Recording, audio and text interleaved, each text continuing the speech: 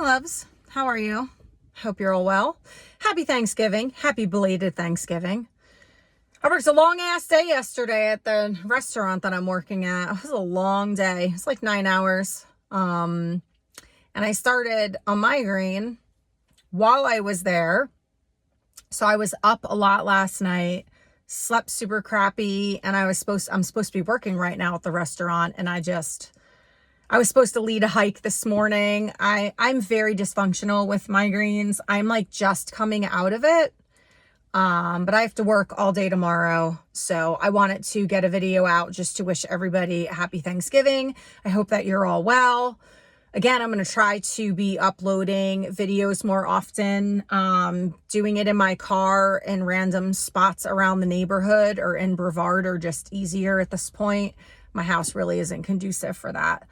But I uploaded on my Facebook page, I think it was like 2 or 3 days ago, an interview, Simon Sinek's podcast. I've talked about him before. I love him. And he's like a renowned expert on leadership. He goes into companies, like large scale companies, and tries to teach them how to be better leaders, stronger leaders, create cohesion within the framework of the company and on the teams and etc.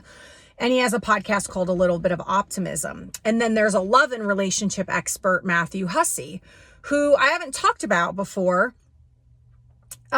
Because, a lot of what I was talking about pre-Helene was relational dynamics, heterosexual relationships between men and women, because that's my orientation. I can't confidently speak about being in a homosexual relationship because I don't swing that way.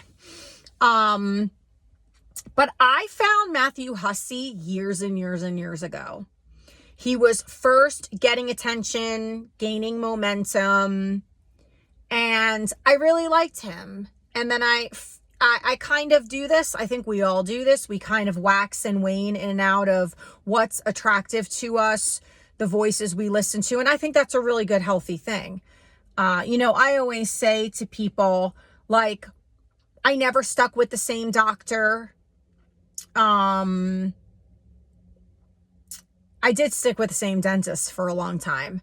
But I usually hop around, medically speaking, in terms of my health. I used to do that with yoga teachers. I've done it with holistic health practitioners, massage therapists. I tend to not get fixated and lock in on one person because I used to do that a lot, and I don't really think it's healthy for us. I think it's really good to listen to different people. Yoga's the best example, concrete example that I could give of that. I think a lot of teachers, their ego is fed by seeing the same students and students getting very attached to them. And that was one thing my teacher was adamant about, that you do not let your ego take hold in that type of way. So I would always encourage students, if I saw the same faces all the time, it was like, go take so-and-so's class. Like, I don't want to see your face again for a while, because it's really important to have that type of diversity in your life. So anyway, enough of that. I uploaded the podcast. I will link it in the comments when I upload this video. And I really loved it. I loved hearing Matthew Hussey again. I feel like he has evolved beautifully in his craft, and he's just as endearing as Simon Sinek. And, I really don't listen a lot to Simon Sinek he does talk about relationships, but not in this way. So a lot was said. Simon tends to keep his podcast well under an hour. This one ran about 40 something minutes. So it was one of his longer ones. But a lot of wisdom. And what I wanted to share, like the biggest takeaways and things that I really agree with, is there is this huge FOMO, right? And it might not be with the older generations, although I feel like a lot of the stuff that the younger people are dealing with is trickling up the ladder.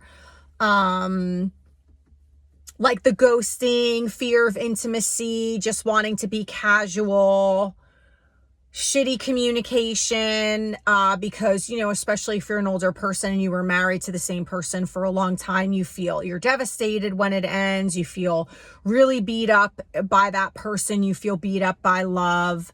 So I can see somebody coming out of like a 20, 30-year relationship and being like, I don't want anything serious. But, so the idea of FOMO, I always refer to it as like the shiny object syndrome. It's like the fear of missing out. So people get so afraid to commit because it's like, well, what if, there could be so many other women or men better than the one that I have. And the funny thing, and they pointed this out about FOMO, is you're always missing out no matter what you're doing. If you're reading a book in the moment, you're missing out on X, Y, and Z. If you go to the movies, you're missing out on going to see a live band or going bowling, or, you understand what I'm saying? Like, we're always missing out. We're always missing out on something. I chose to work on Thanksgiving when all I wanted to do was be hiking. And then it turned out to be a beautiful day, which rubbed even more salt in that wound for me. But I chose to work. So I was missing out on being out in nature.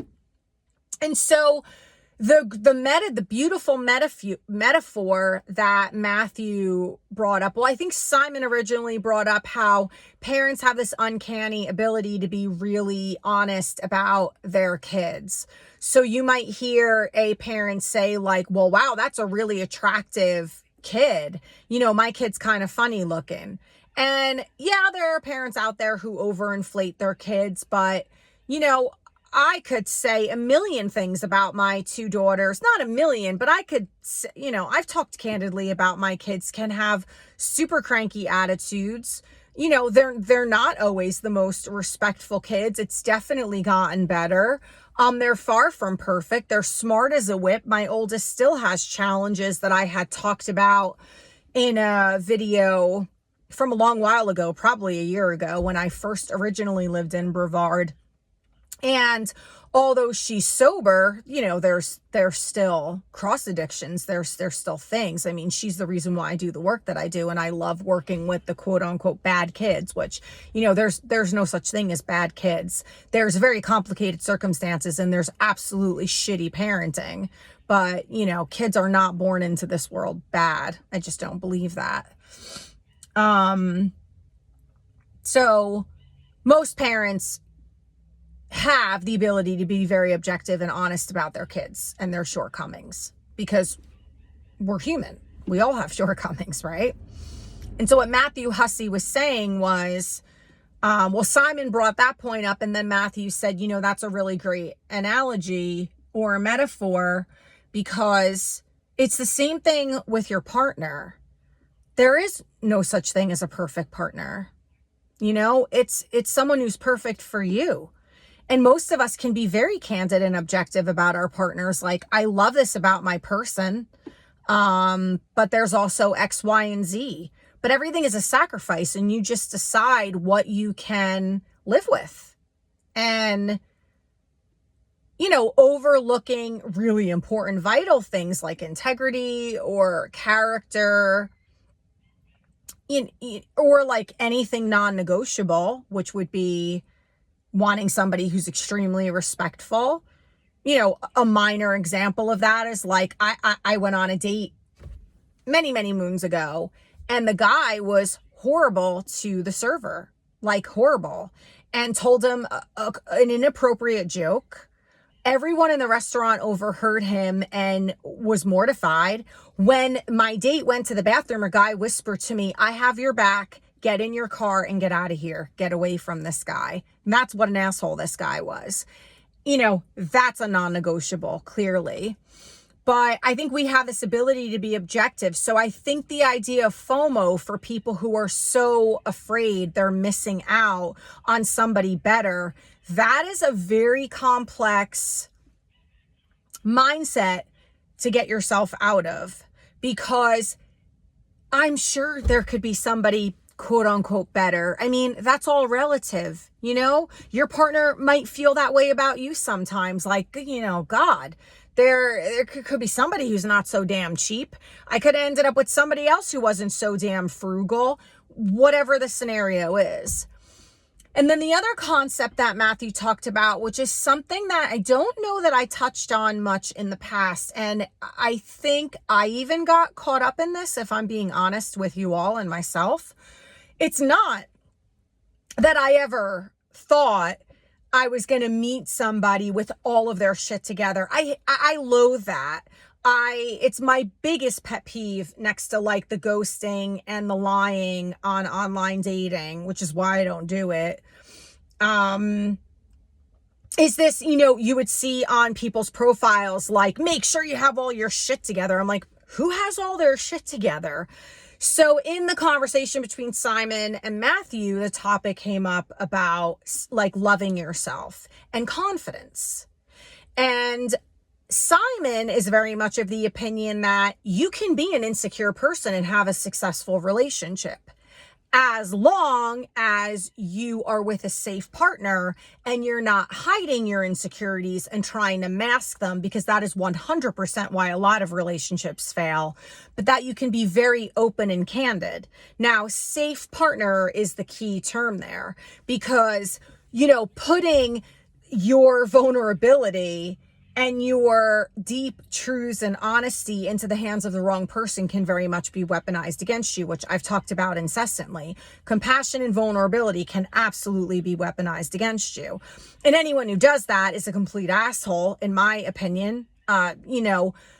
So Matthew told a story about how he was on a date. He's now married, and I think being married has, for whatever reason, I didn't need Matthew Hussey to get married to be a credible relationship and relationship coach and expert.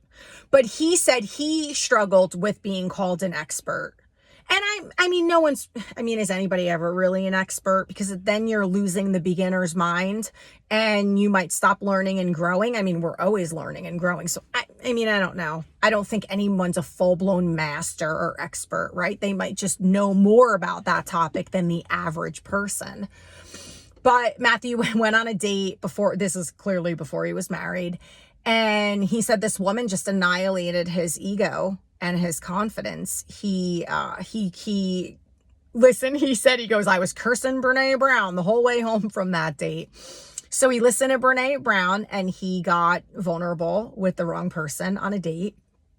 And her response was, that is so unattractive.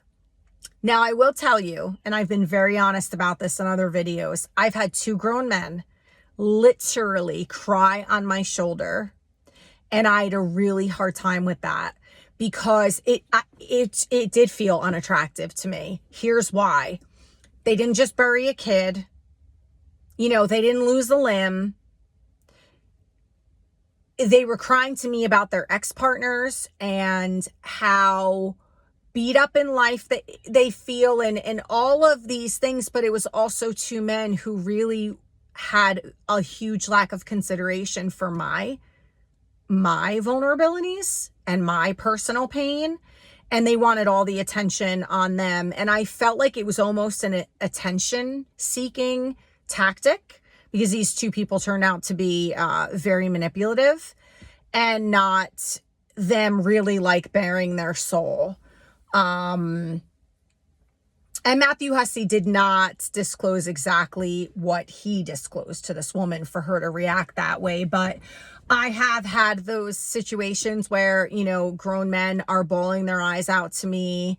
And I kind of felt like it was a little bit of role reversal. I was like, I know if I cry in front of this dude, they're not going to support me and have my back.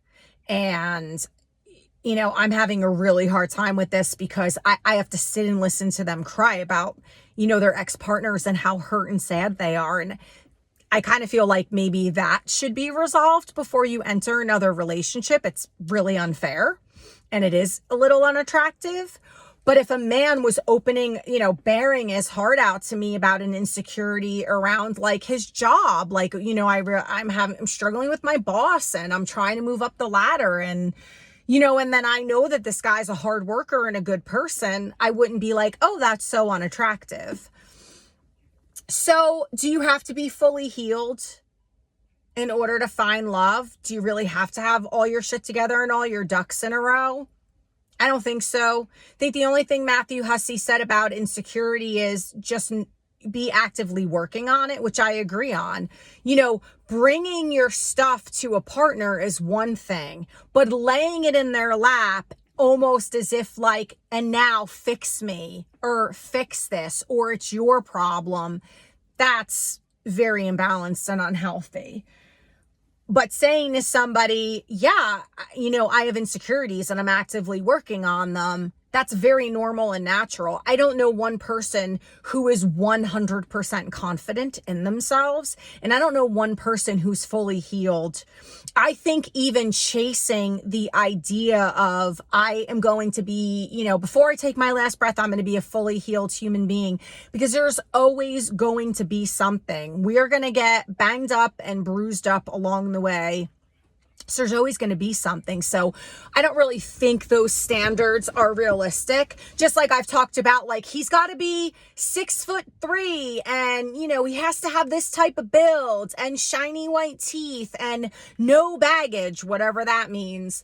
And he has to make $150K a year. It's like, well, are those really your standards? Because at the end of the day, if he doesn't have a good heart, or her, and they're not a service-oriented person, and they lack integrity and character, then what are you ending up with? So I think it's about asking the right questions. And Matthew and Simon talked about a whole host of other things. Matthew did touch on chemistry. I think I've discussed this, I feel like incessantly in prior videos. Compatibility over chemistry. I think a lot of people addicted to the chase. I was one of them for a really long time. I don't chase anybody now. Like, not gonna fucking do it. It's not gonna happen. If you give me signs that you're not interested, or I feel like you're jerking me around or playing games, I just listen. If we're on a chessboard, I'm just going to take my pawns off. Like, I'm not playing the game. I'm not interested. I think everybody should have that attitude at this point with dating, because it's become so challenging and painful. It could be really painful. So Matthew talked a lot about, oftentimes the butterflies in the stomach is not a good sign. And people misinterpret that as, oh, this must really be love. And then also the idea of like, trust your gut and trust your intuition. That's not always viable either. And then when Matthew was asked about seeking advice from friends and family, they are often the least unbiased people in your life. Simon was saying that his mother, every woman he brings home, she's unhappy with it's always the same reason. His parents love all of the charismatic women and the super extroverted women. And anytime he brings home somebody like a little more quiet and mousy, which would be more atypical for him, they poo-poo her. And that's very difficult, especially if you really want your family and your friends to lend approval to your partner. I think one of the best things is to find an outside party, a third party that has the ability to see things and that the person in question more objectively, and, be more unbiased. And I did a video on this. A lot of times your friends are giving you really crappy advice because they're jealous. Often your friends don't want to see you in a relationship happy, and they might not be conscious of that. It could be a very subconscious thing because they they want the single friend, or they're struggling to find love, and then they won't have anyone to commiserate with, right? Because now you found love and you're happy. So tread lightly with that. And there was one more thing, and now I can't remember. It was in my head a couple minutes ago. And And I really wanted to share this because I thought this was important too. So find compatibility. Don't look for butterflies in the stomach. And make sure that you have shared core values, compatibility. And I mean, that's all really verbiage to say, be as much on the same page about the big things as possible, because some of the biggest reasons that people get divorced is money, and sex, infidelity, or lack of sex, but it could be because of infidelity. And so those were the biggest takeaways. I think my favorite one was do you have to be healed and do you have to be super secure in yourself to find love? I totally believe that if you're in the right relationship, a lot can be healed together and you can shed light into one another's dark spaces. And I think a mature, healthy relationship will lend you that, but for the both of you. And it is a team effort. I think, Matthew did stress that at the very tail end of the episode. And I think they talked about viewing your partner in a more objective way. Like, this is my human. And how do I want to take care of my human? And how do I want to show up for my human? And I think that's valid to kind of step back from things. But ultimately, the choice is yours. And I think it's extremely difficult to break patterns that are super ingrained in us. And I think being willing and open to change and to bend and to be as honest and authentic for another person as early on as possible can set you up for success. I think so many people are terrified to put themselves out there. They're terrified of heartbreak. They're terrified of pain, past pain being dug deeper. They're terrified of rejection. And I mean, I get it. It's all valid. I get it. But, it's like, do you want to sit on the sidelines of your life? Oh, and I know the last point. Matthew, he's a very good looking man, very attractive man, and very intelligent and he's like charming. He's endearing, and not charming in like that super narky, manipulative type of way. He's just a very charming guy. And I didn't realize, he has talked about how shy he actually was with women in the past, so he talked about that a little bit, and he was saying that, a lot of women want the man to make the first move, but it was his now wife who actually made the first move, but in a very like casual, friendly way. So he went back home to the UK and he was at a bar watching a game. Yeah, I think they were watching a game, and she walked up to him and said, okay, what's going on? Like, explain this to me, what's happening? And that's how they started talking.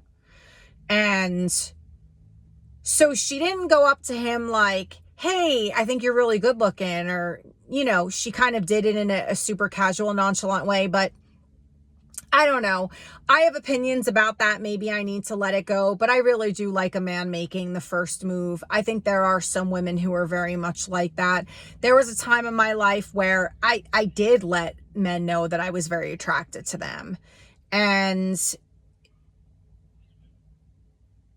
I don't know. I'm just like not there anymore. I prefer a man to take the lead. I do find that very alluring and very attractive.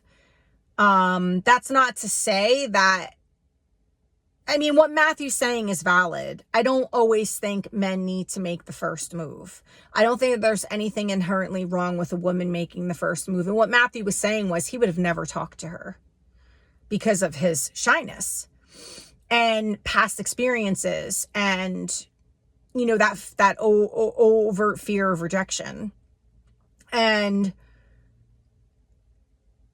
he basically feels strongly in all of his conversations with men over the decades that most men are still single because they are so afraid of rejection, and that women interpret a man not going for it as he's not interested. And 9 out of 10 times the man is very interested. He's just scared or anxious or fearful of the outcome. And that if he feels that if women put themselves out there more, we would be pleasantly surprised. And I guess I'm still on the fence about that. I don't think there's anything inherently wrong with a woman making the first move.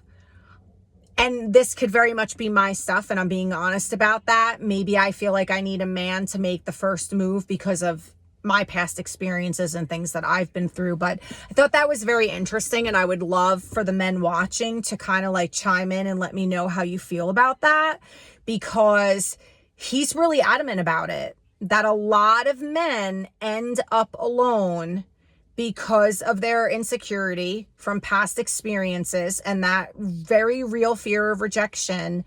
And that if the woman just made the first move, like magic would happen. So let me know your thoughts on that. I will link the podcast if you're interested in listening to it yourself. And I highly, highly recommend Matthew Hussey, giving him a follow. If you are a single man or woman, he works mainly with women now, but he gives a lot of good advice to men. And Simon Sinek is probably one of my favorite podcasts because he's just a love bug, and I love listening to him. And he's a very humble soul with a beautiful heart, and he's doing a lot of good work in the world. I'll talk soon to you. I'll talk to you soon. Love ya.